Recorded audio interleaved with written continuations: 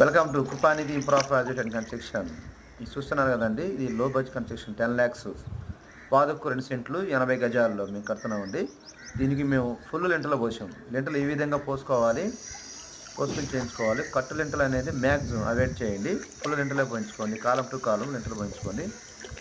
ఈ విధంగా bricks work అయిపోయిన తర్వాత ఫుల్ లెంటలో పోయించుకుంటే మచ్చులు లోపల సజ్జాలు బల్లలో మనకి ఏం కావాలో అన్నీ పోసుకొని ఇలా స్టాండర్డ్గా మనం చేసుకుంటే వర్క్ స్టాండర్డ్ ఉంటుంది. మీ కిటికీలు చుట్టూరు కంపల్సరీగా మచ్చులు పోయాలి.